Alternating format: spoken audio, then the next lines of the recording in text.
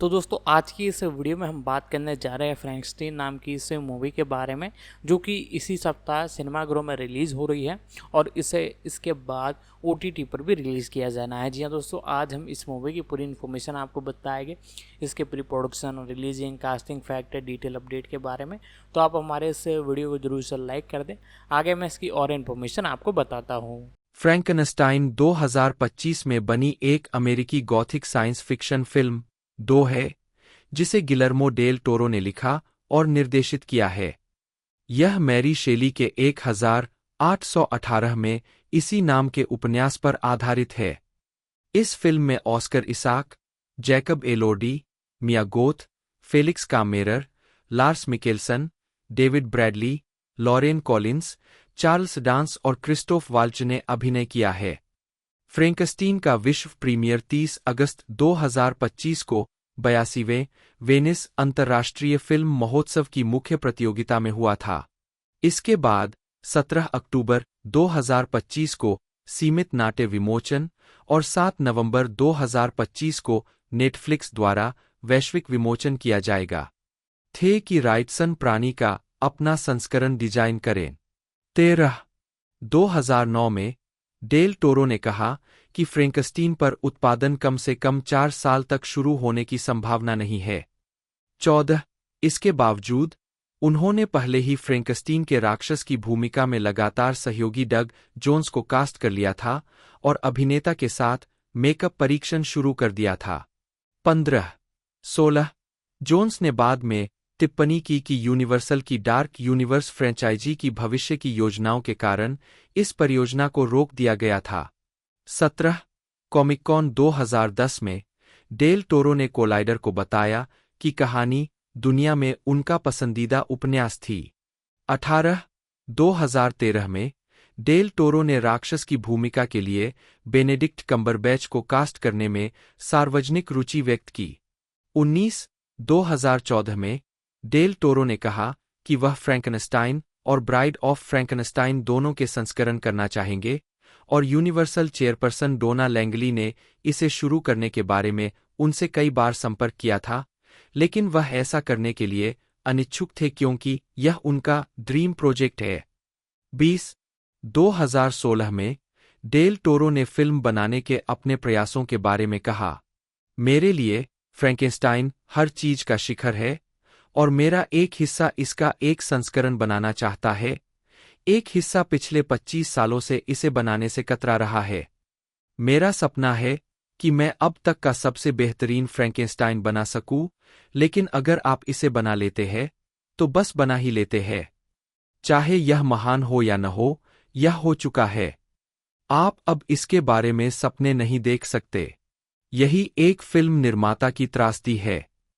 आपको 10 मिले या 6.5, लेकिन आप पहले ही ओलंपिक में थे और आपको आका जा चुका था।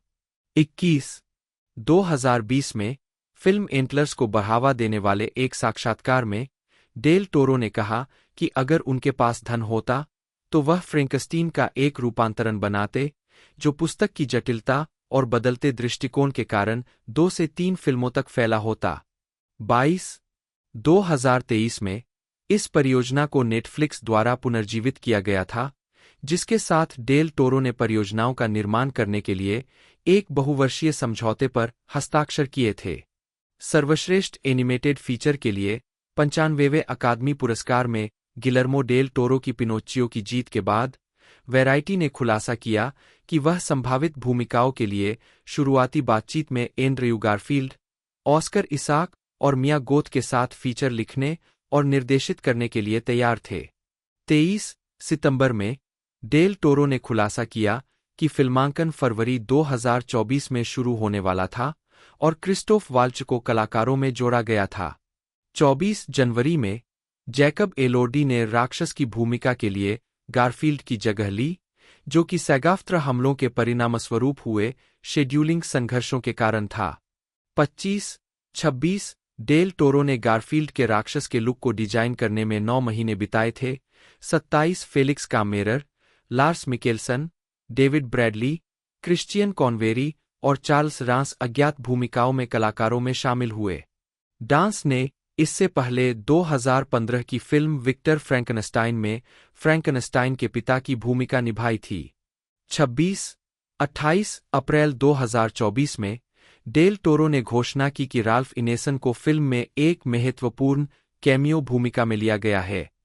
29 फिल्माने मुख्य फोटोग्राफी 12 फरवरी 2024 को टोरंटो में शुरू हुई और 30 सितंबर को संपन्न हुई।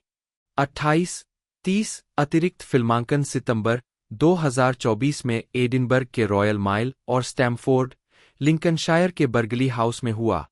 31-32 डेल टोरो ने कहा कि फिल्म एक हॉरर फिल्म नहीं होगी, बल्कि एक अविश्वसनीय रूप से भावनात्मक कहानी होगी।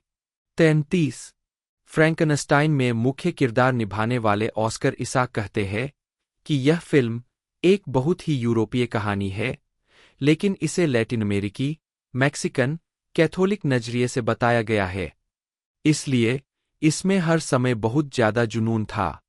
34 संगीत जनवरी 2025 में एलेक्जेंडर डेस्प्लेट द्वारा संगीत रचना का खुलासा किया गया, जिन्होंने पहले डेल टोरो के साथ द शेप ऑफ वाटर 2017 और पिनोचियो 2022 में काम किया था। 35 मई 2025 के एक साक्षात्कार में डेस्प्लेट ने कहा, गिलर्मो का सिनेमा बहुत गीतात्मक है और मेरा संगीत भी कुछ हद तक गीतात्मक है, इसलिए मुझे लगता है कि फ्रैंकस्टीन का संगीत बहुत गीतात्मक और भावनात्मक होगा। मैं भयानक संगीत लिखने की कोशिश नहीं कर रहा हूं। 33 को प्रभावित डेल टोरो ने फिल्म बनाने की अपनी प्रेरणा के बारे में कहा, यह मेरे लिए एक धर्म था।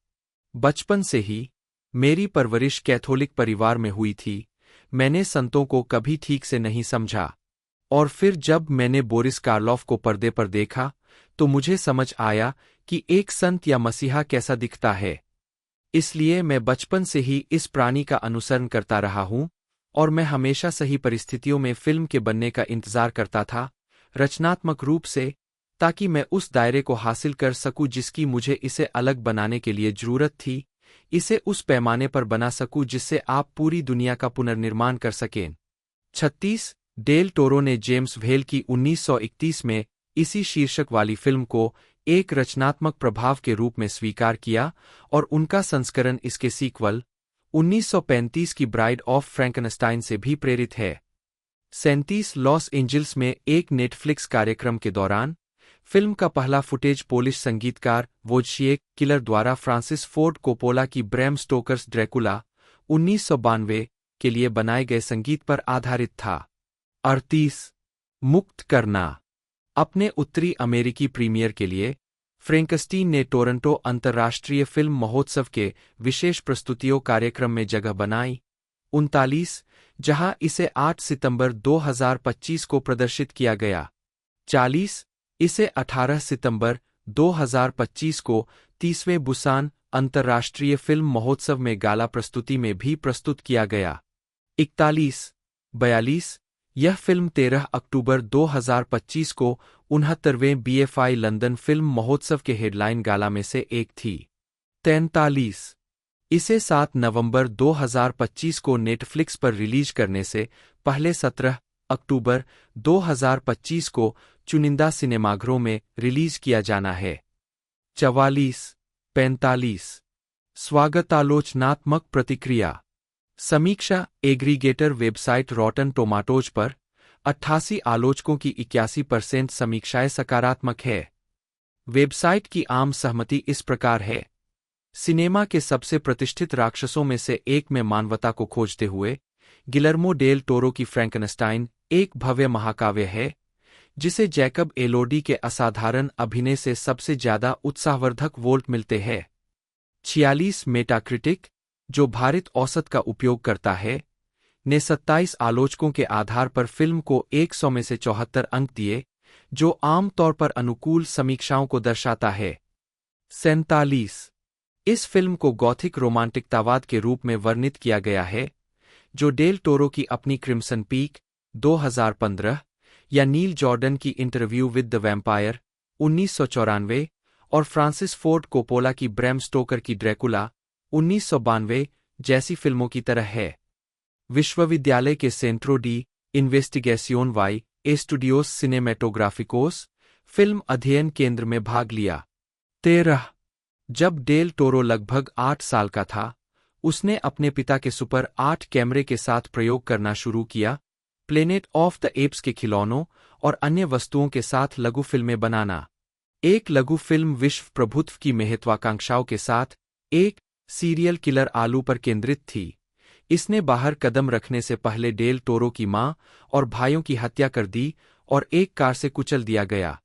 14 डेल टोरो ने अपनी पहली फीचर फिल्म से पहले लगभग 10 लघु फिल्में बनाईं, जिनमें से एक का शीर्षक मटिल्डे था, लेकिन केवल अंतिम 2 डोना लूपे और जियोमेट्रिया ही उपलब्ध कराई गई है। 15 उन्होंने 4 एपिसोड लिखे और अन्य मैक्सिकन फिल्म निर्माताओं जैसे इमैनुएल लुबज्की और अल्फोंसो क्वारोन के साथ पंथ श्रृंखला ला होरा मार्कारा के 5 एपिसोड निर्देशित किए। आजीविका 1993 2001 शुरुआती फिल्में और सफलता।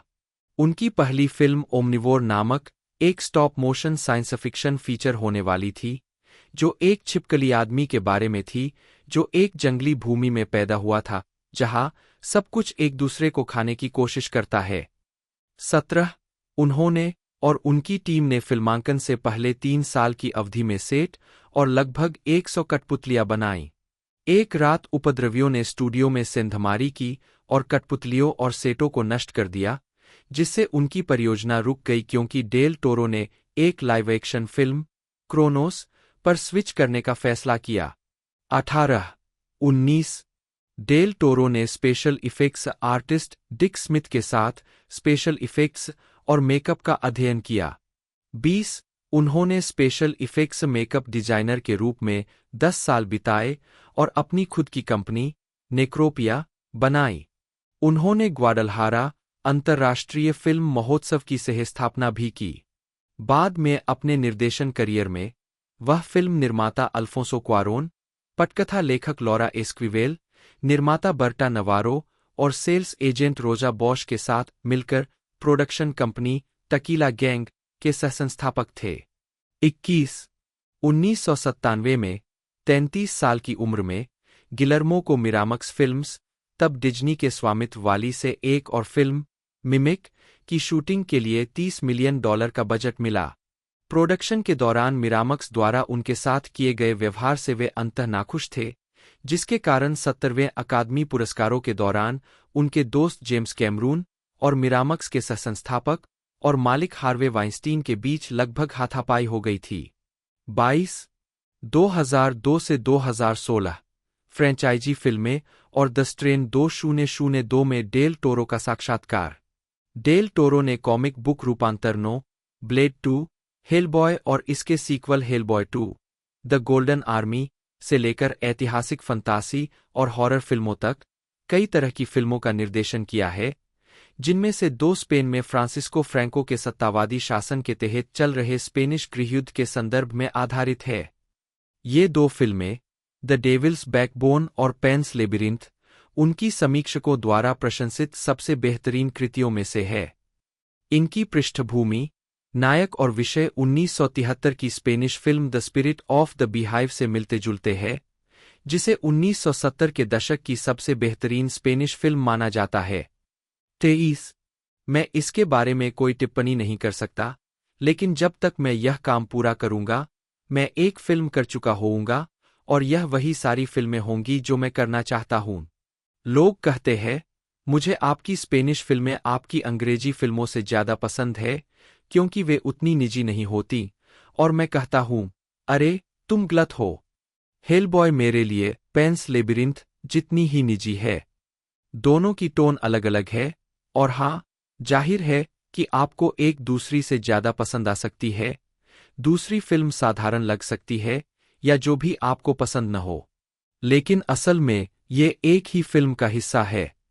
आप एक फिल्म बनाते हैं। हिचकॉक ने जिंदगी भर एक ही फिल्म की। Guillermo del Toro, Twitch film, 15 जनवरी 2013। 1 डेल टोरो हॉरर शैली को स्वाभाविक रूप से राजनीतिक मानते हैं और बताते हैं, परी कथाओं की तरह हॉरर के भी दो पहलू है। एक पक्ष संस्था है, जो परी कथाओं का सबसे निंदनीय प्रकार है। जंगल में मत भटको और हमेशा अपने माता पिता की आज्ञा मानो। दूसरे प्रकार की परी कथा पूरी तरह से अराजक और व्यवस्था विरोधी है। 24 वह दो अन्य प्रमुख और समीक्षकों द्वारा प्रशंसित मैक्सिकन फिल्म निर्माताओं अल्फोंसो क्वारोन और एलेजांद्रो गोंजालेज इनारितु के घनिष्ठ मित्र है। 25 तीनों अक्सर एक दूसरे के निर्देशन संबंधी निर्णयों को प्रभावित करते हैं, और चार्ली रोज ने एक साथ उनका साक्षात्कार लिया है। क्वारोन पैंस लेबिरिंथ के निर्माताओं में से एक थे, जबकि इनारितु ने फिल्म के संपादन में सहायता की थी। तीनों फिल्म निर्माताओं, जिन्हें थ्री एमिगोस कहा जाता है, ने प्रोडक्शन कंपनी चाचा फिल्म्स की स्थापना की, जिसकी पहली रिलीज 2008 में रूडो वाइकर्सी थी। 26-27 डेल टोरो ने web series trailers from hello में भी योगदान दिया है। 28 अप्रैल 2008 में डेल टोरो को पीटर जैक्सन ने जेआरआर टोल्किन की द हॉबिट के लाइव एक्शन फिल्म रूपांतरण का निर्देशन करने के लिए काम पर रखा था। 30 मई 2010 को डेल टोरो ने एमजीएम की वित्तीय परेशानियों के कारण हुई देरी के कारण इस परियोजना को छोड़ दिया। हालांकि उन्होंने फिल्मों का निर्देशन नहीं किया, लेकिन उन्हें an unexpected journey, the desolation of Smaug और the battle of the five armies में सहलेखक के रूप में श्रेय दिया जाता है। 29 दिसंबर 2008 को डेल टोरो ने अल्फोंसो क्वारोन के साथ मिलकर रोआल्ड डाहल के उपन्यास द विचेस के स्टॉप मोशन रीमेक में रुचि व्यक्त की। 2006 के टोरंटो अंतर्राष्ट्रीय फिल्म महोत्सव में पैंस लेबिरिंथ के उत्तरी अमेरिकी प्रीमियर के बाद इवाना बैक्वेरो और डेल टोरो को खड़े होकर तालियां बजाई गईं। 2 जून 2009 को डेल टोरो का पहला उपन्यास द स्ट्रेन जारी किया गया था। यह डेल टोरो और चक होगन द्वारा सहलिखित एक सर्वनाशकारी पिशाच त्रयी का पहला भाग है। दूसरा खंड द फॉल 21 सितंबर 2010 को जारी किया गया था। अंतिम किस्त द नाइट इटर्नल अक्टूबर 2011 में आई। डेल टोरो पिशाचों के बारे में गैरसाहित्यिक रूप में Antoine Augustin Calmet, Montague Summers और बर्नहार्ड जे. हरवुड के लेखन को अपने पसंदीदा में शामिल करते हैं। 9 दिसंबर 2010 को डेल टोरो ने अपने लंबे समय के छायाकार गिलर्मो नवारो, निर्देशक मैथ्यू कुलेन और कार्यकारी निर्माता जेवियर जिमेनेज के साथ मिरारा स्टूडियो लॉन्च किया। मिरारा की स्थापना लॉस एंजिल्स, कैलिफोर्निया में एक सहयोगात्मक मंच के रूप में की गई थी, जहां वे और अन्य फिल्म निर्माता मिरारा के कलाकारों के साथ मिलकर फिल्म, टेलीविजन, विज्ञापन, इंटरैक्टिव और अन्य मीडिया के लिए डिजिटल प्रोडक्शन और कंटेंट से संबंधित प्रोजेक्ट्स का निर्माण कर सकते हैं। मिरारा की शुरुआत प्रोडक्शन कंपनी मोशन थ्योरी की एक सहयोगी कंपनी के रूप में हुई थी। आधार: एक प्रतिभाशाली लेकिन अहंकारी वैज्ञानिक एक राक्षसी प्रयोग में एक प्राणी को जीवित करता है, जो अंततः निर्माता और उसकी दुखद रचना दोनों को नष्ट कर देता है। 4. ढालनास्कर इसाक विक्टर फ्रेंकस्टीन के रूप में युवा विक्टर के रूप में क्रिश्चियन कॉन्वेरी जैकब, एलोडी प्राणी के रूप में मिया गोथ, एलिजाबेथ लावेंजा, विलियम की मंगेतर जिसके लिए विक्टर के मन में भावनाएं हैंगोथ, क्लेयर फ्रैंकनस्टाइन के रूप में भी दिखाई देती है, जो विक्टर की दिवंगत मां थीं और जिनकी प्रसव के दौरान मृत्यु हो गई थी, फेलिक्स कामेरर, विलियम फ्रैंकनस्टाइन। विक्टर का छोटा भाई कप्तान एंडरसन के रूप में लार्स मिकेलसेन, क्रिस्टोफ वाल्च, हेनरिक हारलैंडर। 4. एलिजाबेथ के मामा और एक धनी हथियार निर्माता जो विक्टर के प्रयोगों का वित्तपोषण करते हैं, Charles Dance, Leopold Frankenstein, Victor के सख्त, दमनकारी पिता और एक प्रसिद्ध चिकित्सक लॉरेन कॉलिंस हंटर की पत्नी के रूप में डेविड ब्रैडली, अंधे आदमी के रूप में सोफिया गैलासो, छोटी लड़की के रूप में राल्फ इनेसन, प्रोफेसर क्रेम्पे के रूप में 5. बर्न गोरमन फ्रिज के रूप में उत्पादन विकास। 2007 में गिलर्मो डेल टोरो ने कहा कि एक प्रोजेक्ट जिसे बनाने के लिए वह हत्या कर देंगे, वह फ्रैंक डाराबोंट की काफी हद तक सही स्क्रिप्ट का हवाला देते हुए फ्रैंकनस्टाइन का एक वफादार मिल्टनियन त्रासदी संस्करण होगा, जो केनेथ ब्रानक की फिल्म मैरी शेलीज फ्रैंकनस्टाइन में विकसित हुई थी। 6 जनवरी 2008 में उन्होंने खुलासा किया कि वह तब चित्र तैयार करने की प्रक्रिया में थे जिसे वह फिल्म की दुनिया के लिए एक आधार के रूप में उपयोग करने की उम्मीद करते थे, और इसके अलावा उन्होंने स्क्रिप्ट नोट्स लेना शुरू कर दिया था, लेकिन WGA की हड़ताल होने के बाद रुक गए। 7 अगले महीने डेल टोरो ने अपने विजन के बारे में कहा, मैं जो करने की कोशिश कर रहा हूं वह मिथक को लेना और उसके साथ कुछ करना है, लेकिन इसे राक्षस का सिर्फ एक शास्त्रीय मिथक बनाए बिना फ्रैंकनस्टाइन और ब्राइड ऑफ फ्रैंकनस्टाइन के तत्वों को मिलाना। उपन्यास के फ्रैंकनस्टाइन के मेरे दिमाग में सबसे अच्छे क्षण अभी तक फिल्माए जाने बाकी है। एकमात्र व्यक्ति जिसने मेरे लिए खालीपन को, राक्षस के दुखद या मिल्टनियन आयाम को नहीं, बल्कि खालीपन को बखूबी दर्शाया है, वह है हैमर फिल्मों में क्रिस्टोफर ली, जहां वह वास्तव में अश्लील रूप से जीवित किसी चीज की तरह दिखता है। बोरिस कार्लोफ ने त्रासदी के तत्व को बखूबी दर्शाया है, लेकिन इसके कई संस्करण हैं, जिसमें फ्रैंक डाराबोंट की वह महान पटकथा भी शामिल है जिसे अंततः वास्तव में फिल्माया नहीं गया था। 8-9 उसी वर्ष बाद में सितंबर में यूनिवर्सल पिक्चर्स में डेल टोरो की 3 साल की फर्स्ट लुक पिक्चर डील के माध्यम से फिल्म की स्थापना की गई।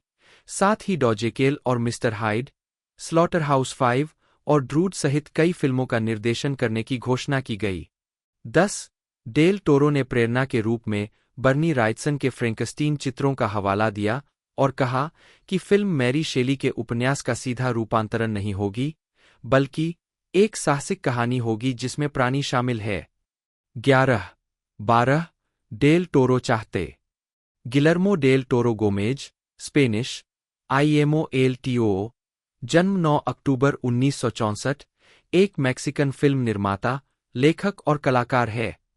उनके काम की विशेषता परीक्षाओं, गॉथिकवाद और डरावनी कहानियों से गहरा जुड़ाव है, जिसमें अक्सर इन शैलियों का सम्मिश्रण होता है, जिसमें विचित्रता में दृश्य या काव्यात्मक सौंदर्य भरने का प्रयास किया जाता है।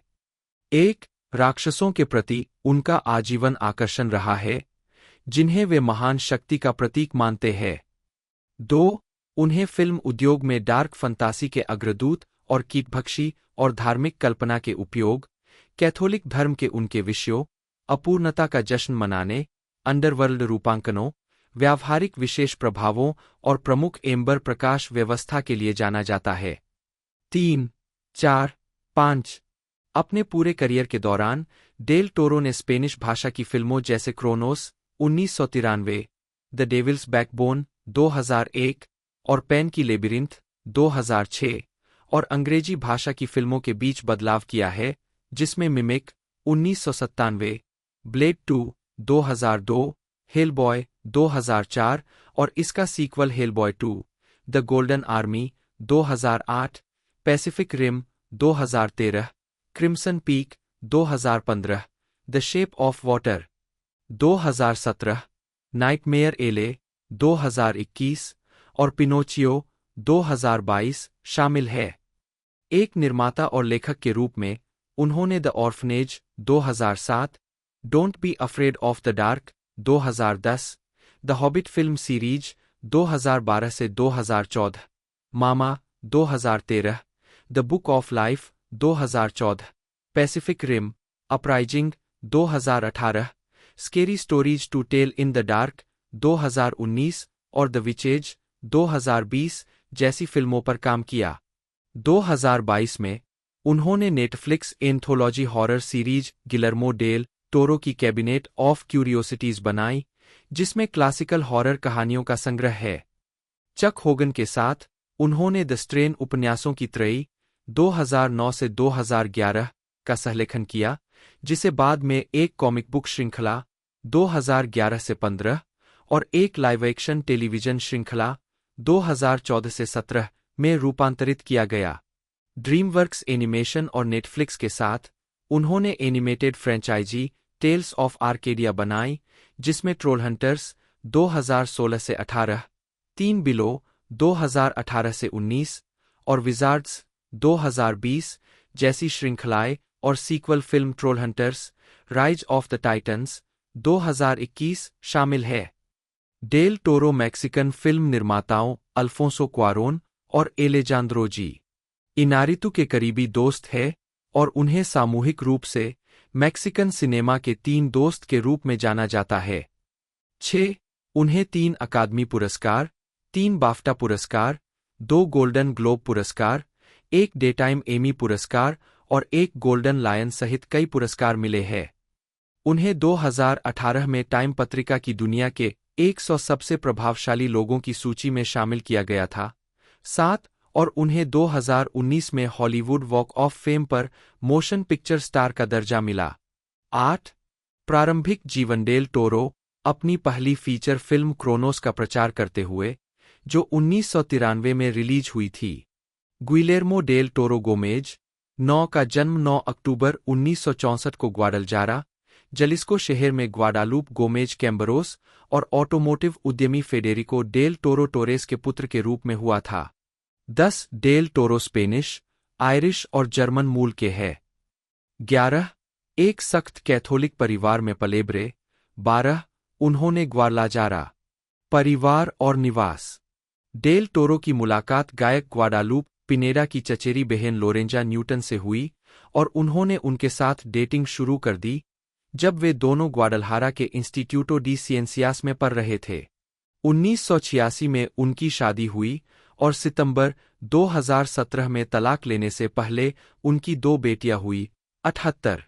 79. 2021 में उन्होंने किम मॉर्गन से शादी की, जो एक अमेरिकी फिल्म इतिहासकार है और जिनकी पहले कनाडाई फिल्म निर्माता गाय मैडिन से शादी हुई थी।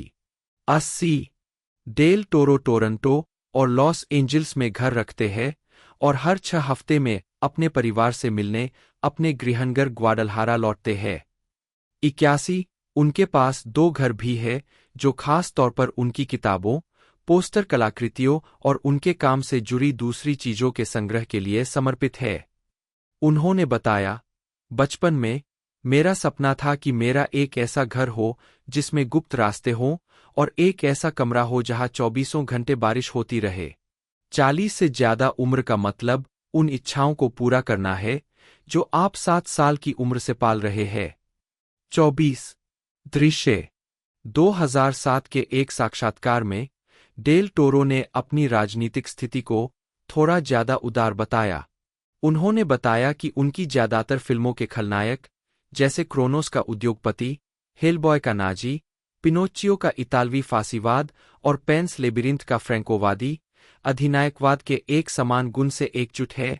मुझे संरचना से नफरत है। संस्थाओं में विश्वास के मामले में मैं पूरी तरह से संरचना विरोधी हूं। मुझे उनसे नफरत है। मुझे किसी भी संस्थागत सामाजिक, धार्मिक या आर्थिक चीज से नफरत है। 82. 2009 में डेल टोरो ने निर्देशक राक्षस की आकृति के माध्यम से अपूर्णता की अनुमति देने वाली एक गहरी सफाई थी। राक्षस अपूर्णता के संरक्षक संत है। 91. डेल टोरो फिल्म निर्माण में एआई को लेकर बेहद संशय में है।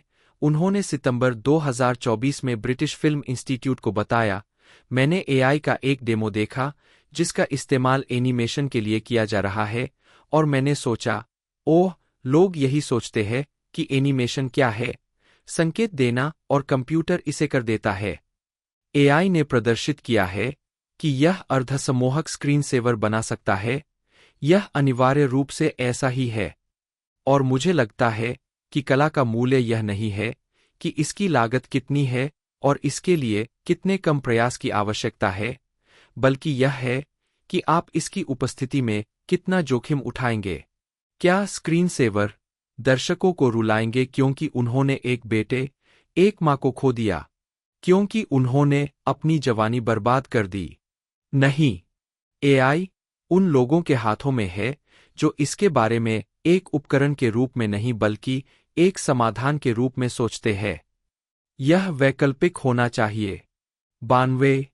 रुचियां विश्वविद्यालय में अध्ययन करते समय डेल टोरो ने अपनी पहली पुस्तक प्रकाशित की जब उन्होंने अंग्रेजी फिल्म निर्माता अल्फ्रेड हिचकॉक की जीवनी लिखी, जिनकी उन्होंने लंबे समय से प्रशंसा की है। 93. 2010 में डेल टोरो ने खुलासा किया कि वह वीडियो गेम्स के प्रशंसक है और उन्हें हमारे समय की कॉमिक बुक्स और एक ऐसा माध्यम जिसे बुद्धिजीवियों के बीच कोई सम्मान नहीं मिलता बताया। उन्होंने वीडियो गेम्स इको और शैडो ऑफ द कोलोसस को उत्कृष्ट कृतियां बताया। 94 बाद में उन्होंने asteroids, cosmology of Kyoto, gadget, invention, travel and adventure और गैलागा को अपने निजी पसंदीदा गेम्स बताया। 95 डेल टोरो के पसंदीदा फिल्मी राक्षस है फ्रैंकनस्टाइन का राक्षस, जेनोमोर्फ, गिलमैन, गॉडजिला और द थिंग। 96 विशेष रूप से फ्रैंकनस्टाइन का उनके लिए एक विशेष अर्थ है, फिल्म और साहित्य दोनों में, क्योंकि उनका दावा है कि उनमें फ्रैंकनस्टाइन के प्रति एक हद तक अस्वास्थ्यकर आकर्षण है। उन्होंने कहा, यह मेरे जीवन की सबसे महत्वपूर्ण किताब है, इसलिए आप जानते हैं कि अगर मैं इसे पढ़ पाऊंगा, जब भी मैं इसे पढ़ पाऊंगा, तो यह सही तरीके से होगा। 97 वह आमतौर पर एक दिन में 3 फिल्में देखते हैं, 98 और ब्राजील, नोस्फेरातु, फ्रीक्स और ब्रैम स्टोकर की ड्रैकुला को अपनी पसंदीदा हॉरर फिल्मों में शामिल करते हैं।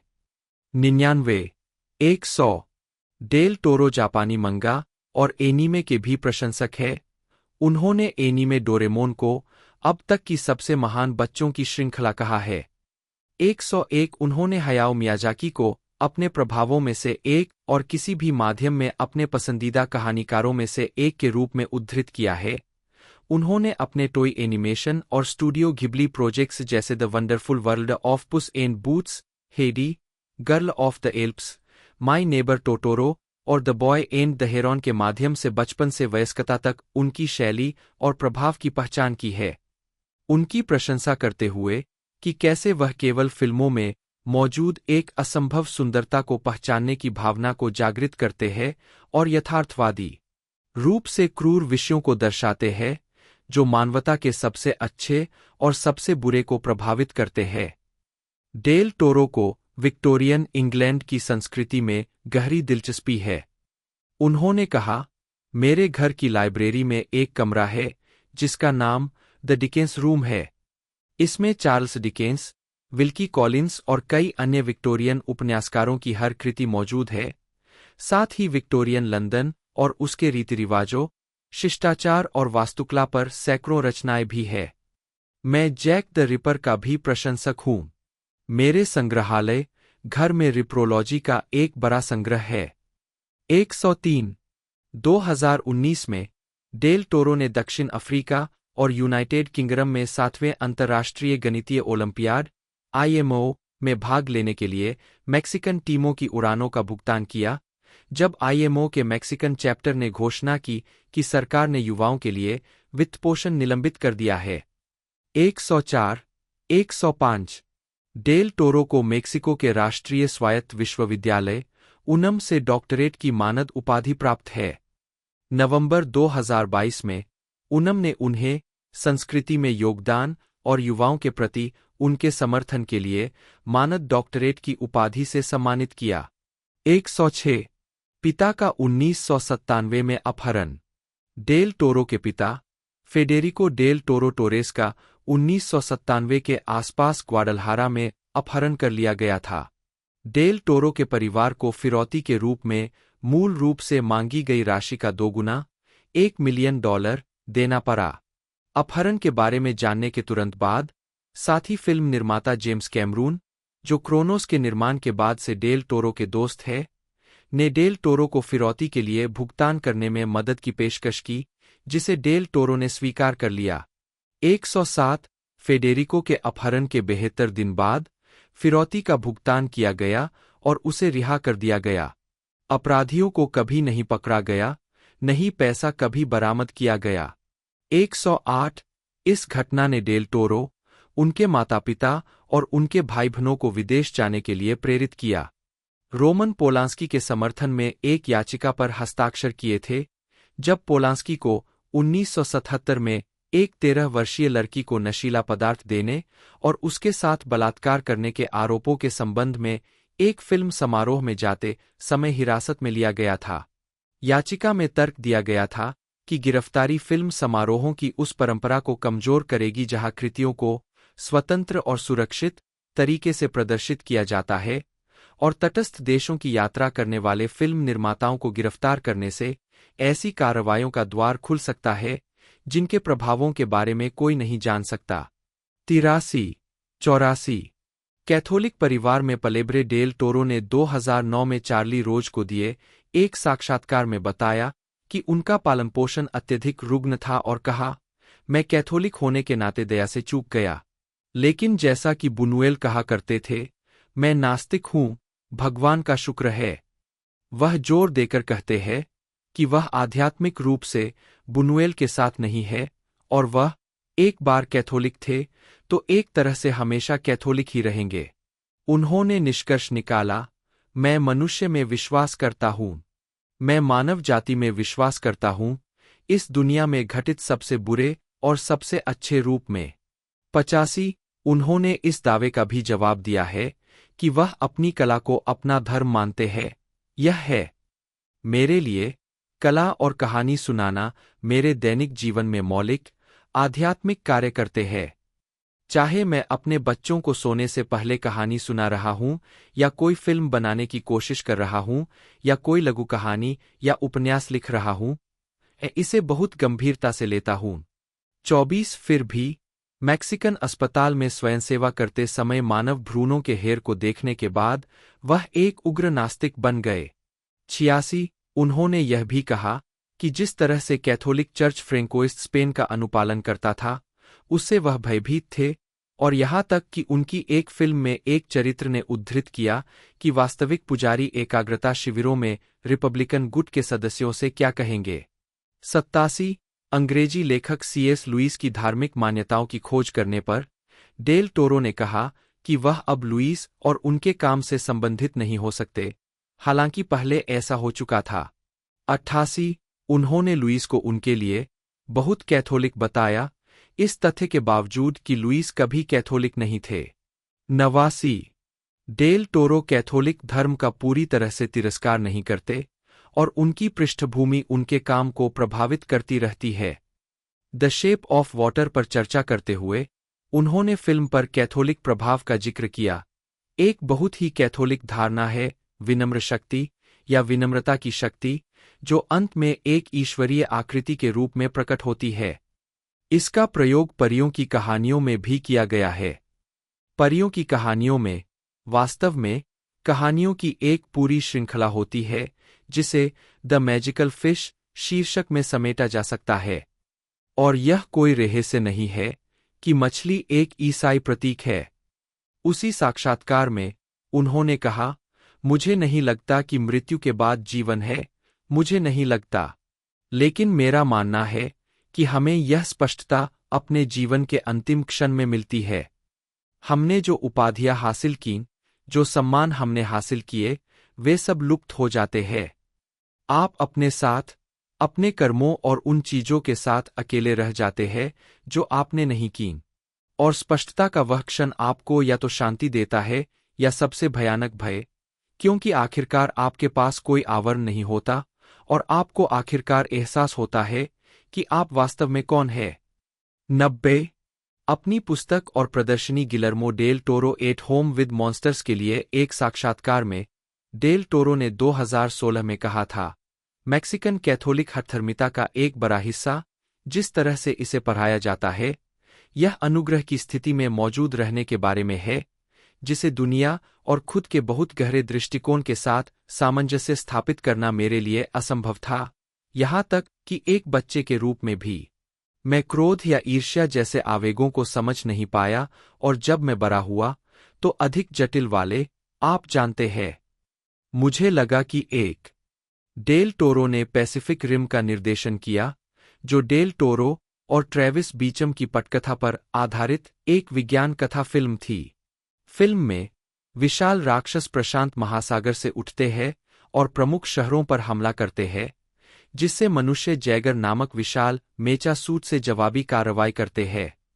डेल टोरो ने टिप्पणी की, यह मेरी सबसे साधारण फिल्म है, इसमें सब कुछ है। इसका पैमाना बहुत बड़ा है, और मैं बस एक बड़ा बच्चा हूं जो मजे कर रहा हूं। 34। यह फिल्म 12 जुलाई 2013 को रिलीज हुई और इसने बॉक्स ऑफिस पर $411 मिलियन की कमाई की। डेल टोरो ने नाइट जीरो का निर्देशन किया, जो द स्ट्रेन का पायलट एपिसोड था। यह डेल टोरो और चक होगन की इसी नाम की उपन्यास त्रयी पर आधारित एक वैम्पायर हॉरर टेलीविजन सीरीज है। एफएक्स ने पायलट एपिसोड का निर्माण करवाया था, जिसकी पटकथा डेल टोरो ने होगन के साथ लिखी थी और इसे सितंबर 2013 में टोरंटो में फिल्माया गया था। 35। 36। एफएक्स ने 19 नवंबर 2013 को सीरीज के लिए 13 एपिसोड वाले पहले सीजन का आदेश दिया और सीरीज का प्रीमियर 13 जुलाई 2014 को हुआ। 37। द स्ट्रेन के पायलट एपिसोड के बाद डेल टोरो ने क्रिम्सन पीक का निर्देशन किया, जो एक गॉथिक हॉरर फिल्म थी जिसे उन्होंने मैथ्यू रॉबिन्स और लुसिंडा कॉक्स के साथ मिलकर लिखा था।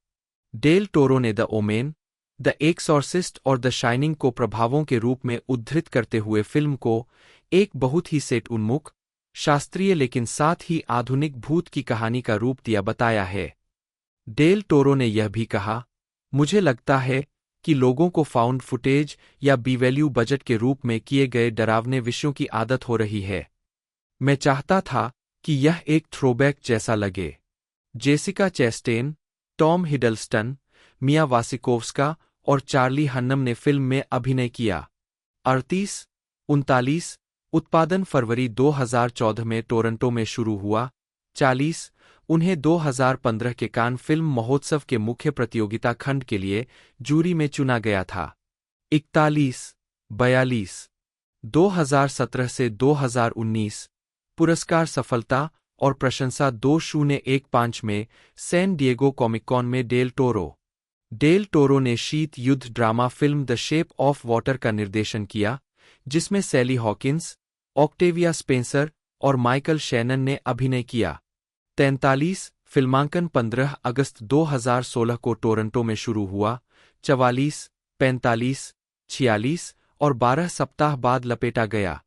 47, 31 अगस्त 2017 को फिल्म का प्रीमियर 74वें वेनिस अंतर्राष्ट्रीय फिल्म महोत्सव के मुख्य प्रतियोगिता खंड में हुआ, जहां इसे सर्वश्रेष्ठ फिल्म के लिए गोल्डन लायन से सम्मानित किया गया, जिससे डेल टोरो यह पुरस्कार जीतने वाले पहले मैक्सिकन निर्देशक बन गए। 48, 49 फिल्म एक आलोचनात्मक और व्यावसायिक सफलता बन गई और कई प्रशंसाएं जीतने के लिए आगे बढ़ेगी, जिसमें सर्वश्रेष्ठ चित्र के लिए अकादमी पुरस्कार शामिल है, जिसमें डेल टोरो ने सर्वश्रेष्ठ निर्देशक के लिए अकादमी पुरस्कार जीता। डेल टोरो ने जापानी वीडियो गेम डिजाइनर हिदेयो कोजिमा के साथ मिलकर पीटी का निर्माण किया, जो नवे साइलेंट हिल गेम के लिए एक खेलने योग्य ट्रेलर होने का इरादा रखता था, जिसे रद्द कर दिया गया था। 50 प्रमुख विवादों के बीच डेमो को प्लेस्टेशन नेटवर्क से भी हटा दिया गया था। 2009 में D23 एक्सपो में उनकी Double Dare You production company और डिज्नी ने डार्क एनिमेटेड फिल्मों की एक लाइन के लिए एक प्रोडक्शन डील की घोषणा की। लेबल की घोषणा एक मूल animated project Trollhunters Tales of Arcadia के साथ की गई थी। 51, 52 हालांकि डेल टोरो ने 2010 के अंत में ड्रीमवर्क्स एनिमेशन में अपना सौदा स्थानांतरित कर दिया। 53, 2017 में डेल टोरो ने Guillermo del Toro at home with monsters नामक एक प्रदर्शनी लगाई थी, जिसमें उनके चित्रों, रेखाचित्रों, मॉकेट्स, कलाकृतियों और कॉन्सेप्ट फिल्म कला का संग्रह प्रदर्शित किया गया था। 55 यह प्रदर्शनी 1 अगस्त 2016 से 27 नवंबर 2016 तक Los Angeles county museum of art में, 56 5 मार्च 2017 से 28 मई 2017 तक मिनियापोलिस इंस्टीट्यूट ऑफ आर्ट में, 57 और 30 सितंबर 2017 से 7 जनवरी 2018 तक टोरंटो में आर्ट गैलरी ऑफ ओंटारियो में चली थी। 58 प्रदर्शनी के बारे में एक पुस्तक भी प्रकाशित की गई थी। 59 2019 में डेल टोरो हिदेयो कोजिमा के वीडियो गेम डेथ स्ट्रैंडिंग में दिखाई दिए, जिसमें उन्होंने डेडमैन के चरित्र के प्रति अपनी समानता दिखाई। 2020 वर्तमान करियर विस्तार 2016 में एनएसी में गुइलेर्मो डेल टोरो। दिसंबर 2017 में सर्चलाइट पिक्चर्स ने घोषणा की कि del Toro William Lindsay Gresham के 1946 के उपन्यास नाइटमेयर एले के एक नए रूपांतरण का निर्देशन करेंगे, जिसकी पटकथा उन्होंने अपनी भावी पत्नी किम मॉर्गन के साथ मिलकर लिखी थी। 2019 में यह बताया गया कि Bradley Cooper, Cate Blanchett, Toni Collette और रूनी मारा ने फिल्म में अभिनय करने के लिए सौदे बंद कर दिए थे, जो जनवरी 2020 में निर्माण में चला गया। 61-62 इसे दिसंबर 2021 में सकारात्मक समीक्षाओं के साथ रिलीज किया गया था, लेकिन यह बॉक्स ऑफिस पर असफल रही।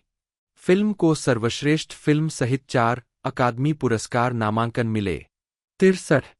2008 में डेल टोरो ने घोषणा की कि वह इतालवी उपन्यास द एडवेंचर्स ऑफ पिनोचियो के एक डार्क स्टॉप मोशन फिल्म रूपांतरण पर काम कर रहे हैं, जिसका सहनिर्देशन एडम पैरिश किंग करेंगे, जिसका प्रोडक्शन जिम हेंसन कंपनी करेगी और संगीत निक केव देंगे। 64 यह परियोजना 1 दशक से अधिक समय से विकास में थी। Pre production studio shadow machine द्वारा शुरू किया गया था।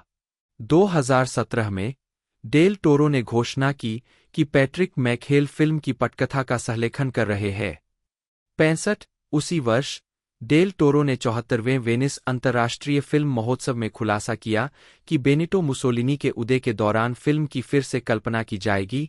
67 अक्टूबर 2018 में यह घोषणा की गई कि फिल्म को पुनर्जीवित किया गया है। नेटफ्लिक्स इस परियोजना का समर्थन कर रहा है। नेटफ्लिक्स ने पहले ट्रोल हंटर्स में डेल टोरो के साथ सहयोग किया था। परियोजना के कई विवरण समान हैं, लेकिन अब एडम पैरिश किंग के बजाय मार्क गुस्ताफसन सहनिर्देशन कर रहे हैं। इसका premiere BFI London film festival में 15 अक्टूबर 2022 को हुआ। 68 और दिसंबर में नेटफ्लिक्स पर निर्धारित रिलीज से पहले उसी वर्ष 9 नवंबर को एक नाटकीय रिलीज प्राप्त हुई। 69 फिल्म ने 95वें अकादमी पुरस्कार में सर्वश्रेष्ठ एनिमेटेड फीचर जीता। 70 मार्च 2023 में यह पुष्टि की गई कि डेल टोरो अगली बार अपनी लंबे समय से विकास में चल रही फ्रैंकनस्टाइन फिल्म का निर्देशन करेंगे, जो अब नेटफ्लिक्स पर आधारित है। 71 उस बिंदु तक अपनी फिल्मोग्राफी में फिल्म के महत्व के बारे में बोलते हुए डेल टोरो ने कहा, यह फिल्म चक्र को बंद करती है। यदि आप वंशावली को देखें, क्रोनोस से द डेविल्स बैकबोन तक, पैन की भूल भुलैया से क्रिम्सन पीक तक, यह एक निश्चित प्रकार का विकास है, सौंदर्यशास्त्र, और एक निश्चित प्रकार की लय, और एक निश्चित प्रकार की सहानुभूति। मुझे लगता है कि मुझे एक बदलाव की जरूरत है। आप कभी नहीं जानते, लेकिन अभी मेरी इच्छा कुछ बहुत अलग करने की कोशिश करने की है।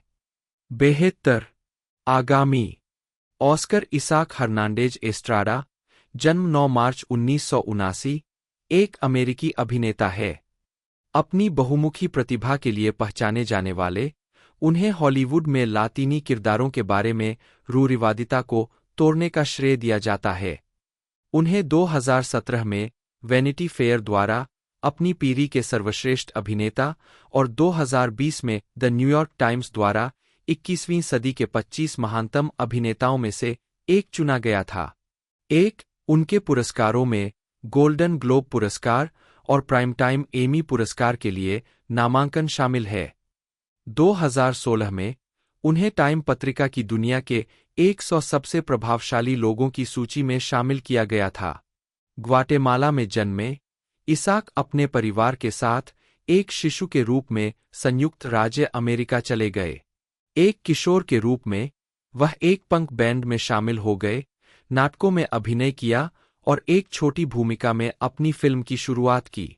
जुइलियार्ड स्कूल के स्नातक, इसाक 2000 के दशक के अधिकांश समय में फिल्मों में एक चरित्र अभिनेता थे। उनकी पहली प्रमुख भूमिका बाइबिल नाटक द नेटिविटी स्टोरी 2006 में जोसेफ की थी और उन्होंने ऑस्ट्रेलियाई फिल्म बालिबो 2009 में राजनीतिक नेता जोस रामोस होर्ता को चित्रित करने के लिए सहायक भूमिका में सर्वश्रेष्ठ अभिनेता का आक्ता पुरस्कार जीता। रॉबिन हुड 2010 और ड्राइव 2011 में सहायक भूमिकाएं निभाने के लिए प्रशंसा प्राप्त करने के बाद इसाक को संगीत नाटक इनसाइड लेविन डेविस 2013, आईजैक का career crime drama a most violent year 2014, thriller x मशीना 2015 और सुपरहीरो फिल्म एक्समेन एपोकेलिप्स 2016 में प्रमुख भूमिकाओं के साथ आगे बढ़ा। स्टार वार्स सीक्वल ट्रायोलॉजी 2015 से 2019 में पो डेमरोन की भूमिका के साथ वह एक वैश्विक स्टार बन गए। आईजैक ने ऐतिहासिक ड्रामा ऑपरेशन फिनाले 2018 में अभिनय किया, जो उनके निर्माण में पहला कदम था। विज्ञान कथा फिल्में एनिहिलेशन 2018 और dune 2021, crime drama the card counter 2021 और animated superhero film Spiderman across the Spider-Verse 2023। Television पर आईजैक 3 लघु श्रृंखलाओं में मुख्य भूमिका में थे। शो मी अ हीरो 2015, जिसमें निक वासिको की भूमिका ने उन्हें गोल्डन ग्लोब पुरस्कार दिलाया, सीन्स फ्रॉम अ मैरिज 2021 और मार्वल सिनेमैटिक यूनिवर्स की मून नाइट 2022।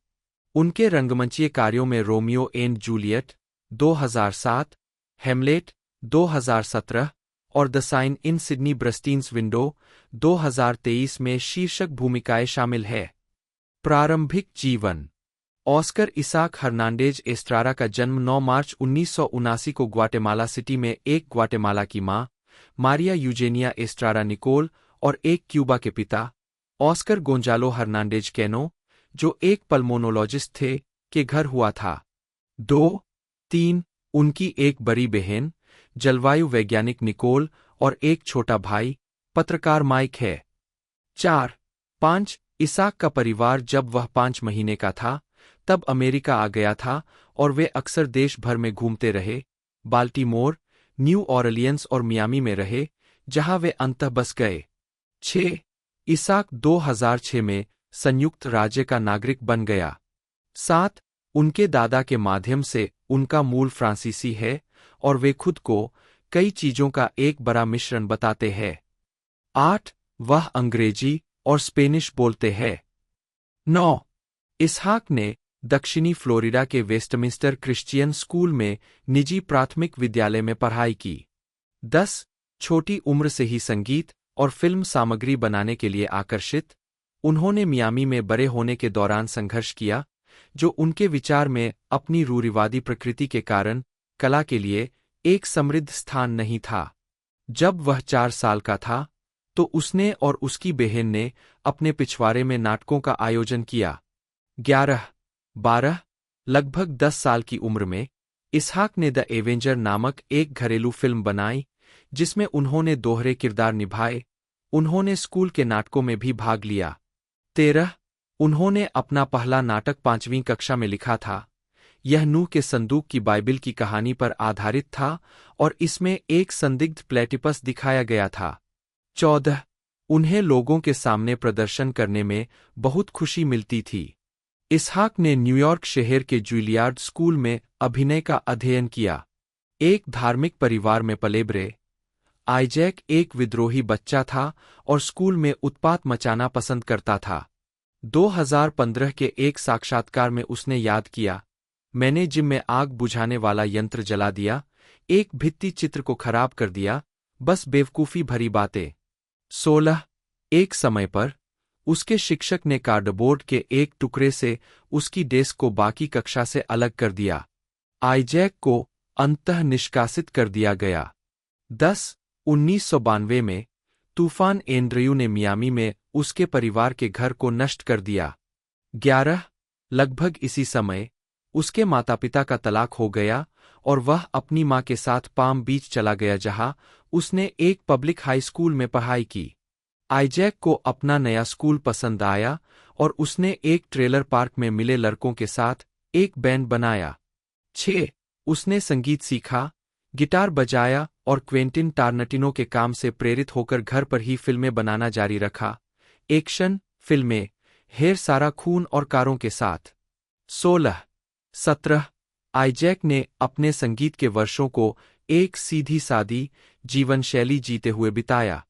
14 साल की उम्र में इसहाक और उनके बैंड के साथियों ने एक टैलेंट शो में निर्वाण के रेप मी का प्रदर्शन किया और हार गए।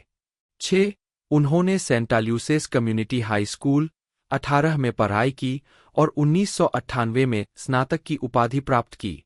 इसहाक द ब्लिंकिंग अंडरडॉग्स नामक एक स्का पंक बैंड में शामिल हो गए, जिसने ग्रीन डे के लिए शुरुआत करते हुए कुछ सफलता हासिल की। 1911 इस दौरान इसहाक ने एक कास्टिंग निर्देशक के साथ 2 दिवसीय कार्यशाला में भाग लिया और स्वतंत्र फिल्म इलटाउन 1998 में एक संक्षिप्त भूमिका निभाई।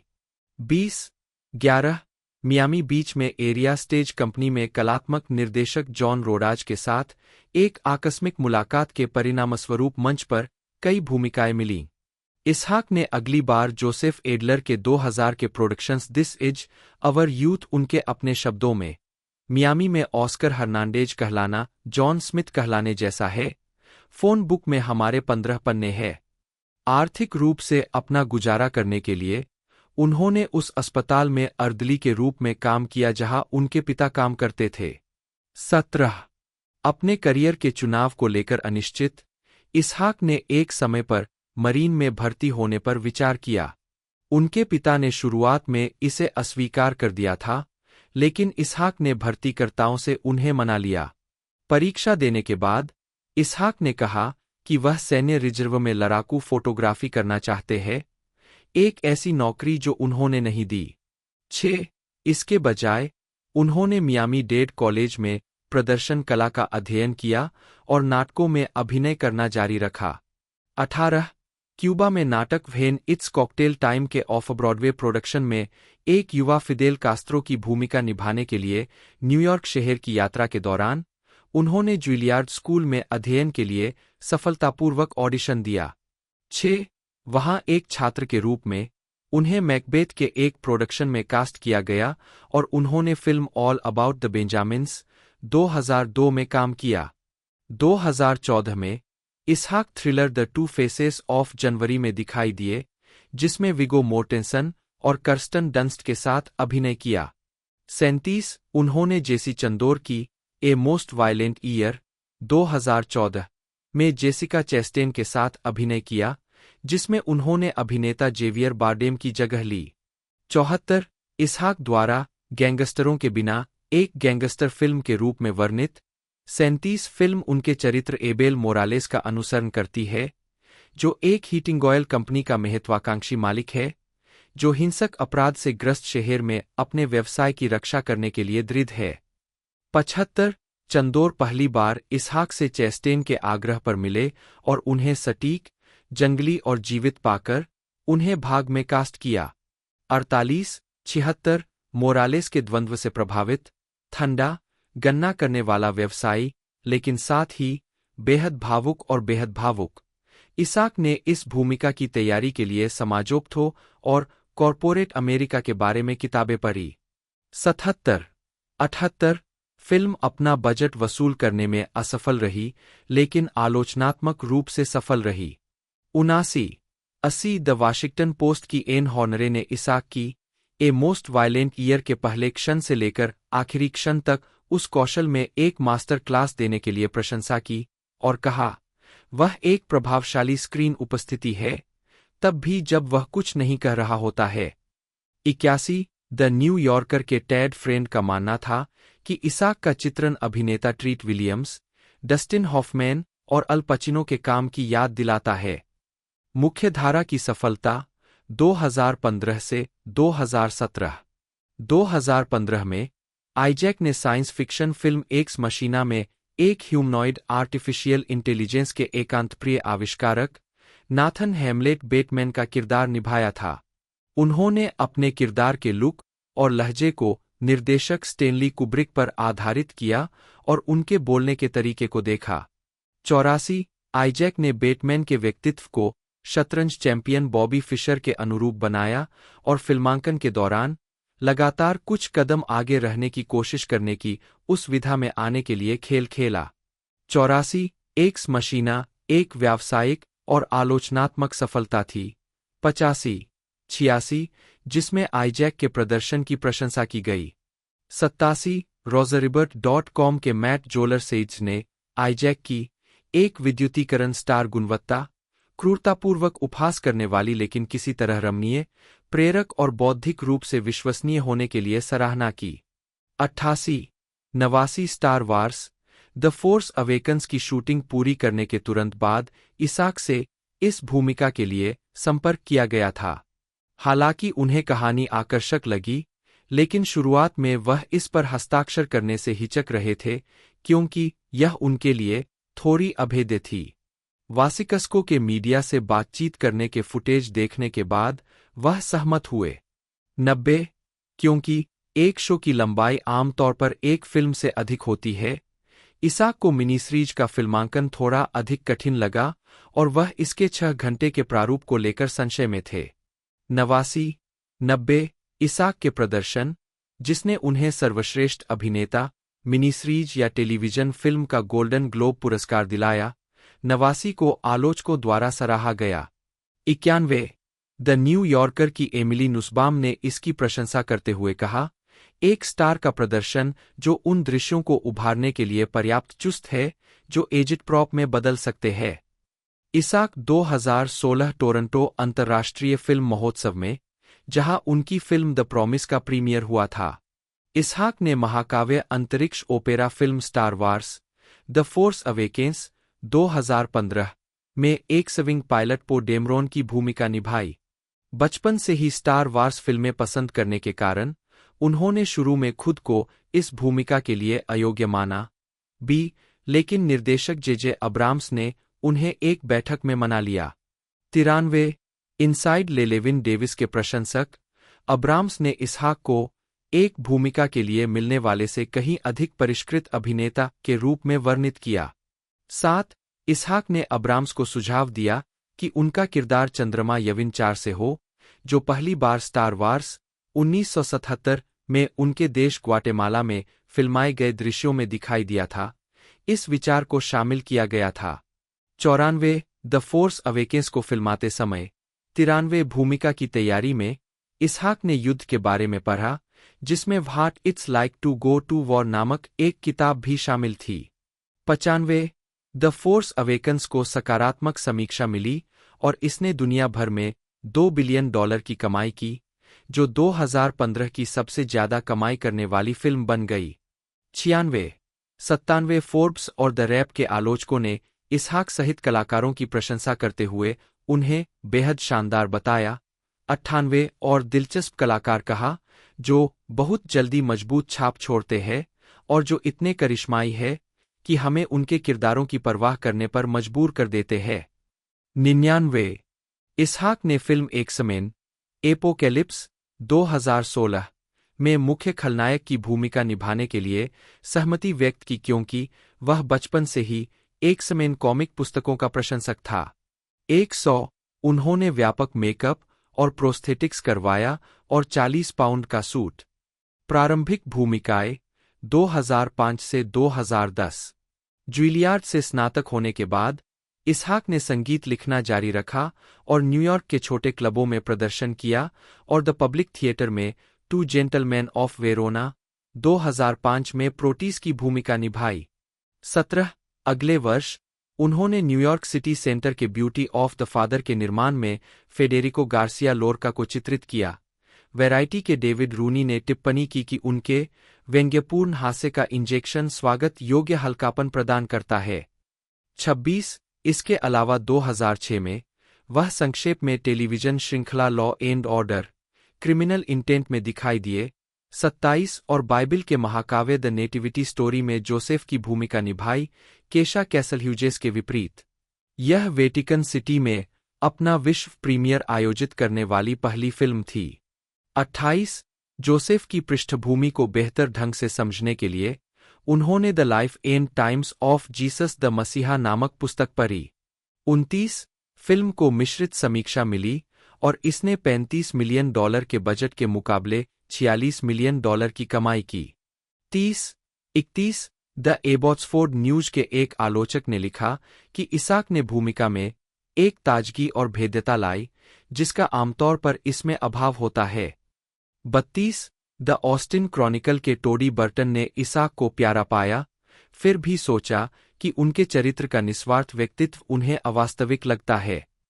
33 इसहाक ने पब्लिक थिएटर के रोमियो एंड जूलियट 2007 में लॉरेन एम्ब्रोस के साथ रोमियो की भूमिका निभाई।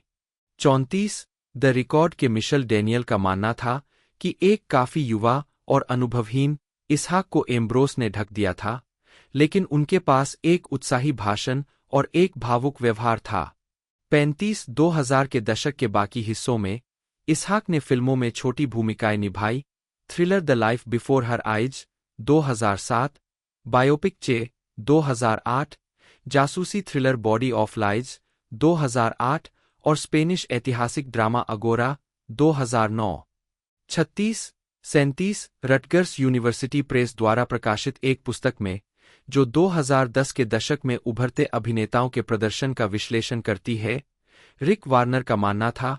38 इसहाक ने बालिबो 2009 में जोस रामोस होर्ता की भूमिका के लिए सर्वश्रेष्ठ सहायक अभिनेता का आक्ता पुरस्कार जीता। 39 पॉप मैटर्स के क्रिस बारसांती ने कहा कि उन्होंने अपनी भूमिका अविश्वसनीय आकर्षण के साथ निभाई। 40 स्लैंट मैगजीन के आर कर्ट ओसेनलंड के अनुसार बालिबो के बाद इसहाक एक सच्चे दृश्यचोर बन गए। 41 इसहाक ने 2010 के दशक की शुरुआत फिल्म रॉबिन हुड में खलनायक किंग जॉन की भूमिका के साथ की। 37 तैयारी में उन्होंने चरित्र के बारे में पढ़ा और निर्देशक रिडले स्कॉट के साथ विचार साझा किए कि उसे कैसे चित्रित किया जाए।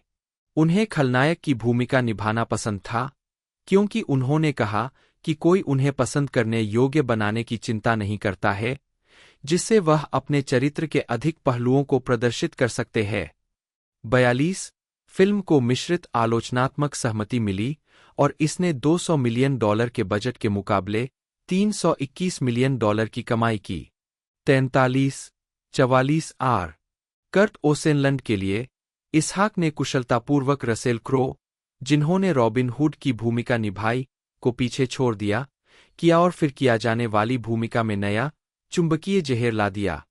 41 सफलता 2011 से 2014 2011 में इसहाक को कई सहायक भूमिकाओं के लिए पहचान मिली। 45 उस वर्ष उनकी पहली भूमिका जैक स्नाइडर की सकर पंच में एक शरण के अर्दली की थी, जिसके लिए उन्होंने व्यापक मेकअप लगाया था। इसहाक ने सेट पर अभिनेताओं के इनपुट के लिए स्नाइडर के खुलेपन का श्रेय दिया। 46 47 उन्होंने मैडोना की वी 2011 में एक सुरक्षा गार्ड की भूमिका निभाई, जो एक महत्वपूर्ण विफलता थी जिसे ब्रिटिश वोग ने उनकी एक गलतफहमी के रूप में देखा। 48 हालांकि इंडीवायर के ड्रू टेलर का मानना था कि वह फिल्म के कुछ सार्थक पहलुओं में से एक थे। 49 इसके बाद इसहाक ने 10 ईयर्स में एक संगीतकार की भूमिका निभाई, जिसमें उन्होंने अपना खुद का गाना नेवर हैड गाया। 50 51 शुरुआत में ड्राइव को लेकर झिझक के बाद उन्होंने रेफन और पटकथा लेखक हुसैन अमीनी के साथ चरित्र के अधिक सूक्ष्म और कम रूढ़िवादी संस्करण पर काम करने के बाद प्रस्ताव स्वीकार कर लिया। 45 द हॉलीवुड रिपोर्टर के टॉड मैकार्थी ने इसहाक की अप्रत्याशित बुद्धिमत्ता और ईमानदारी की प्रशंसा की। 2022 में कॉमिक बुक रिसोर्सेज के लिए लिखते हुए मैडिसन डियाजम ने फिल्म को इसहाक की तनाव पैदा करने की क्षमता का प्रारंभिक प्रमाण कहा। 52 53 ड्राइव ने $15 मिलियन के उत्पादन बजट के मुकाबले 81.3 मिलियन कमाए। 54 2013 में न्यूयॉर्क सिटी में वॉन्ट बैक डाउन के प्रीमियर पर इसहाक की 2012 में 4 फिल्में रिलीज हुई। उनकी पहली मैक्सिकन महाकाव्य ऐतिहासिक ड्रामा फॉर ग्रेटर ग्लोरी में उन्होंने एक स्वतंत्रता सेनानी की भूमिका निभाई थी। 55 जिसके लिए उन्हें पसंदीदा मूवी अभिनेता सहायक भूमिका के लिए अल्मा पुरस्कार के लिए नामांकित किया गया था। 56 comedy drama revenge for jolly में मुख्य किरदार के चचेरे भाई की भूमिका निभाने के बाद। 57 Isaac action thriller the Bourne legacy में दिखाई दिए। निर्देशक टोनी गिलरॉय ने मूल रूप से इसहाक को बाद में मुख्य भूमिका के लिए माना था, लेकिन फिल्म की प्रोडक्शन कंपनी ने किसी अज्ञात अभिनेता को कास्ट करने का फैसला किया। 58 इसके बजाय इसहाक ने एक ब्रेनवॉश हत्यारे का संक्षिप्त हिस्सा जीता। 59 फिल्म को मिश्रित आलोचनात्मक स्वागत और बॉक्स ऑफिस सफलता के साथ रिलीज किया गया था। 60 61 वल्चर की लिजी लोगन ने कहा कि इसहाक ने बहुत कम स्क्रीन समय वाले चरित्र को लिया और उसे एक जीवित, सांस लेने वाले, चोट पहुंचाने वाले व्यक्ति में बदल दिया। 37 वॉन्ट बैक डाउन अमेरिकी शिक्षा प्रणाली पर एक नाटक 2012 में इसहाक की आखिरी फिल्म थी। 62 इसे नकारात्मक समीक्षा मिली और यह बॉक्स ऑफिस पर असफल रही। 63 64 2013 में इसहाक ने कोएन बंधुओं के नाटक इनसाइड लेविन डेविस में 1961 के ग्रीनविच विलेज के एक संघर्षरत लोक गायक का शीर्षक किरदार निभाया। 65 इसहाक ने कोएन बंधुओं के प्रति अपने उच्च सम्मान के कारण इस परियोजना को स्वीकार किया, जो बदले में उनकी संगीत प्रतिभा से प्रभावित थे। भाग की तैयारी में इसहाक ने गिटार तकनीक ट्रेविस पिकिंग सीखी और संगीतकारों एरिक फ्रैंसन और टी बोन बर्नेट के साथ काम किया। 45 निर्माण शुरू होने से पहले इसहाक ने लोगों की प्रतिक्रिया देखने के लिए डेविस की तरह व्यवहार किया और कपड़े पहने। 66 फिल्म को प्रशंसा मिली, जैसा कि इसहाक के प्रदर्शन ने उनकी सफल भूमिका साबित हुई। 45 67 68 द ओरेगोनियन और सेंट लुइस पोस्ट डिस्पैच के आलोचकों ने कहा कि 70 द न्यूयॉर्क टाइम्स के एओ स्कॉट ने लिखा, इसहाक एक बहुमुखी चरित्र अभिनेता जो अपने शिल्प के उच्चतम स्तरों पर चल रहा है, आकर्षण के आसान रास्ते को अस्वीकार करता है। अपने चरित्र की तरह वह अपने स्वयं के व्यावसायिकता और सामग्री की अखंडता पर भरोसा करता है। स्कॉट ने कहा कि संगीतमय प्रदर्शनों ने फिल्म को ऊंचा उठाया, विशेष रूप से इसहाक की the Death of Queen Jane और the Shoals of Herring. 71 film के लिए इसहाक को सर्वश्रेष्ठ अभिनेता, मोशन पिक्चर म्यूजिकल या कॉमेडी के लिए गोल्डन ग्लोब पुरस्कार के लिए नामांकित किया गया था। समीक्षा मिली लेकिन यह लाभदायक रही। 135 136 इससे पहले 2019 में आइजैक ने जेसी चंदोर की नेटफ्लिक्स फिल्म ट्रिपल फ्रंटियर में दक्षिण अमेरिका में एक ड्रग कार्टेल के खिलाफ काम करने वाले एजेंट के रूप में अभिनय किया था। जिन दृश्यों में वह अधिक ऊंचाई पर दौड़ रहा है, उनके दौरान थकावट महसूस करने से बचने के लिए आइजैक ने न्यूयॉर्क के एक हॉल में प्रशिक्षण लिया जहां ऑक्सीजन कम किया जा सकता है। 138 आलोचक क्रिस्टी लेमायर और रिचर्ड रोपर ने इसहाक की स्क्रीन उपस्थिति को करिश्माई और इलेक्ट्रिक के रूप में उजागर किया। 139 140 इसहाक ने अगली बार द एडम्स फैमिली 2019 में गोमेज एडम्स की भूमिका निभाई, जो चार्ल्स एडम्स द्वारा बनाए गए टिट्युलर पात्रों पर आधारित एक एनिमेटेड फिल्म थी। सालों से प्रशंसकों ने सुझाव दिया कि इसहाक को इस हिस्से में कास्ट किया जाए क्योंकि उन्होंने दावा किया कि वह राउल जूलिया से मिलता जुलता है, जिन्होंने 1990 के दशक में लाइव एक्शन फिल्मों में गोमेज एडम्स की भूमिका निभाई थी। 141 द एडम्स फैमिली को मिश्रित समीक्षा मिली और इसने $24 मिलियन के बजट पर $203 मिलियन की कमाई की। 142 143 इसहाक की 2020 में एकमात्र भूमिका लघु फिल्म द लेटर रूम में एक दयालु जेल अधिकारी की थी, जिसके लिए वह एक कार्यकारी निर्माता भी थे। 144 डेक्कन हेराल्ड के रोक्टिम राजपाल का मानना था कि इसहाक लघु की रीढ़ है और अपने ईमानदार प्रदर्शन से प्रभाव डालता है, फिर भी वह उम्मीद के मुताबिक चरित्र को आंतरिक रूप देने में विफल रहता है। 145 अगले वर्ष उन्होंने जेसिका चेस्टेन के साथ सीन्स फ्रॉम ए मैरिज में अभिनय किया। इंगमार बर्गमैन द्वारा इसी नाम की 1973 की स्वीडिश श्रृंखला की रीमेक, यह लिंग भूमिकाओं को बदल देती है और एकरसता, विवाह और तलाक के विषयों की पड़ताल करती है। 146 शो को फिल्माने के लिए इसहाक और चेस्टेन ने अपने पिछले रिश्तों और माता पिता की शादी के अनुभवों को नियोजित किया। 147 149 द टाइम्स की कैरोल मिडगली ने उत्कृष्ट प्रदर्शन और चटक घायल करने वाले संवादों को त्रुटिहीन ढंग से प्रस्तुत करने के लिए उनकी प्रशंसा की। 150 उन्हें गोल्डन ग्लोब पुरस्कार, स्क्रीन एक्टर्स गिल्ड पुरस्कार और लघु श्रृंखला में सर्वश्रेष्ठ अभिनेता के लिए प्राइम टाइम एमी पुरस्कार के लिए नामांकित किया गया था। 151 2022 न्यूयॉर्क कॉमिक कॉन में इसहाक, जिसे उन्होंने green screen alien space land के रूप में देखा, उससे बचने के लिए आइजैक ने पॉल श्रेडर द्वारा निर्देशित crime drama the card counter में विलियम टेल, एक परेशान जुआ खेलने वाले सैन्य दिग्गज के रूप में अभिनय किया। क्योंकि उनका चरित्र हर रात अपनी डायरी में लिखता है, आइजैक ने एक कलमकारी पाठ्यक्रम लिया। टेल के सैन्य अनुभव को चित्रित करने के लिए उन्होंने एक हाई स्कूल स्नातक के रूप में अपने समय से प्रेरणा ली, जब वह और उसका दोस्त मरीन में शामिल होना चाहते थे। अंत के पास कोविड-19 लॉकडाउन के कारण फिल्म का निर्माण रोक दिया गया था। आइजैक के सुझाव के अनुसार उन्होंने इसे केवल श्रेडर और सिनेमेटोग्राफर के साथ सेट पर समाप्त किया। 152 आलोचकों ने द कार्ड काउंटर और आइजैक के प्रदर्शन की प्रशंसा की। 154 इस फिल्म ने उन्हें वर्ष के सर्वश्रेष्ठ अभिनेता के लिए लंदन फिल्म क्रिटिक्स सर्किल पुरस्कार के लिए नामांकन दिलाया।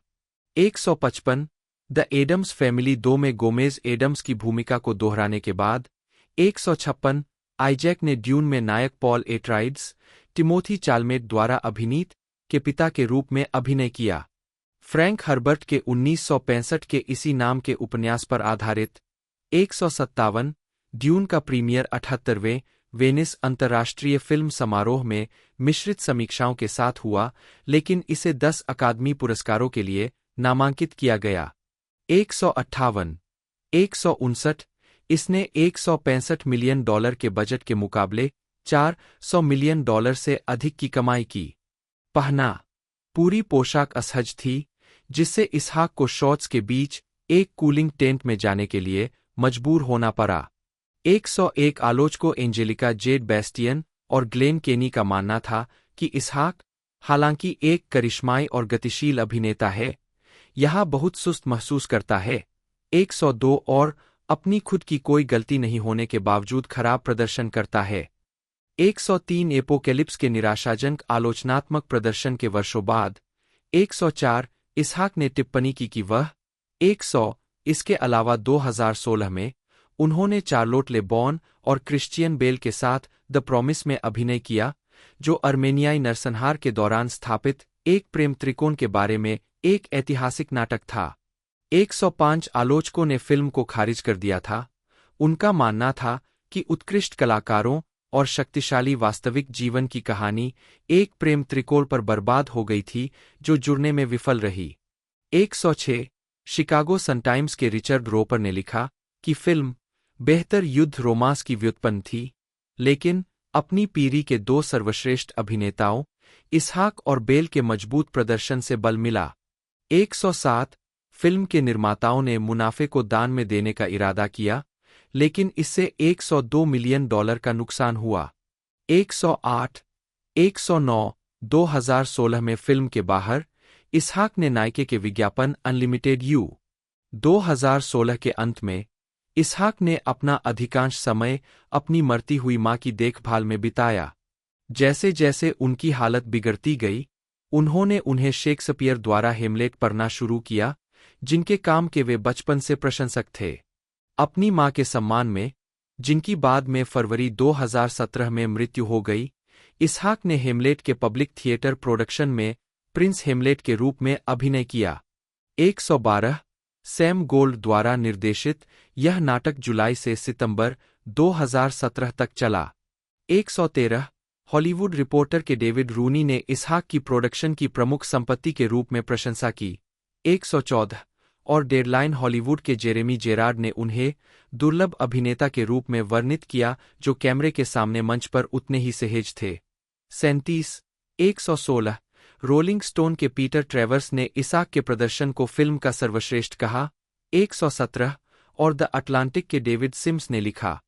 फिल्म के वास्तव में केवल विद्युतीकरण क्षण ऑस्कर इसाक द्वारा उत्पन्न किए गए हैं। यह उनके दृश्यों में है कि कोएन्स के लेखन की गहरी मजाकिया चिंगारी जीवंत हो उठती है। 118 फिल्म के लिए इसाक को सर्वश्रेष्ठ सहायक अभिनेता के लिए San Diego film critics society award के लिए नामांकित किया गया था। 119 इसाक का 2017 में अंतिम काम sequel Star Wars the Last Jedi में था, जिसमें उन्होंने पो डेमरोन की भूमिका दोहराई थी। जे अब्राम्स मूल रूप से द फोर्स अवेकेंस में डेमरोन को मारने का इरादा रखते थे, लेकिन इसाक ने उन्हें मना लिया। व्यावसायिक विस्तार 2018 वर्तमान इसहाक ने star Wars the Last JD के साथ एक ही स्टूडियो में एनिहिलेशन 2018 फिल्माया। जैसे उनके पास पूर्व में अपनी भूमिका के लिए पर्याप्त समय नहीं था और उन्होंने सहकलाकार नताली पोर्टमैन, जिन्होंने उनकी पत्नी की भूमिका निभाई, को उनके अंतरंग दृश्यों को आसानी से फिल्माने में मदद करने का श्रेय दिया। 122 फिल्म को सकारात्मक समीक्षा मिली। 123 द वर्ज की ताशा रॉबिन्सन ने पोर्टमैन के साथ इसहाक की केमिस्ट्री की सराहना की। 124 और बीबीसी के कैरिन जेम्स ने केवल एक नज़र से अच्छा अभिनय करने की उनकी क्षमता पर ध्यान दिया। 125 इसहाक ने ऐतिहासिक नाटक ऑपरेशन फिनाले 2018 को फिल्माते हुए एक निर्माता के रूप में शुरुआत की, जिसमें उन्होंने पीटर माल्किन की भूमिका निभाई। 126 ऑपरेशन फिनाले के लिए आलोचनात्मक सहमति यह थी कि यह नेक इरादे वाला, अच्छा अभिनय वाला और कुल मिलाकर मनोरंजक है, भले ही चित्रित वास्तविक जीवन की घटनाओं की गहराई और जटिलता उनके नाटकीयकरण में थोड़ी खो सकती है। 127 फर्स्टपोस्ट के भास्कर चट्टोपाध्याय ने सोचा कि इसहाक कुछ दृश्यों में शानदार थे, लेकिन मुख्य रूप से सहायक अभिनेताओं के प्रदर्शन पर प्रकाश डाला। 128 फिल्म एक व्यावसायिक विफलता थी। 129 2018 में इसहाक की अन्य फिल्मों में एट एटर्निटी गेट, जहां उन्होंने पॉल गाउगिन की भूमिका निभाई, लाइफ इटसेल्फ और spider man into the Spider-Verse शामिल है, जिसमें पोस्ट क्रेडिट के दौरान उनकी आवाज दिखाई गई थी। 37 130 131 इसहाक ने बॉक्सऑफिस पर असफल रही लाइफ इटसेल्फ 130 132 अक्टूबर 2018 में आईजैक ने star Wars the rise of Skywalker का फिल्मांकन समाप्त करने के बाद लंबे समय तक अभिनय से ब्रेक लेने का इरादा किया, लेकिन कुछ महीनों बाद उन्हें ड्यून 2021 में ड्यूक लेटो एट्राइड्स के रूप में लिया गया। 133 पूर्व में स्टार वार्स सीक्वल 3 की अंतिम फिल्म में आईजैक ने पो डेमरोन की भूमिका को दोहराया। 134 इसे मिश्रित तो इसे 17 अक्टूबर को रिलीज़ किया जाना है और इसके बाद ये नेटफ्लिक्स पर भी रिलीज़ कर दी जाएगी बहुत जल्द। बाकी इसे मेन बेस लैंग्वेज जैसे इंग्लिश में बनाया गया और मल्टीपल लैंग्वेज में इसे टप करके रिलीज़ किया जाएगा। इंडिया के अंदर ये हिंदी पर भी OTT पर रिलीज़ की जाएगी। बाकी सिनेमाघरों में अभी 17 अक्टूबर से देखने को मिल रही है। बाकी मैंने पूरी इन्फॉर्मेशन इसकी आपको बता दी है। वीडियो आपको अच्छी लगी तो लाइक कीजिएगा। मिलता है दोस्तों अगले वीडियो में।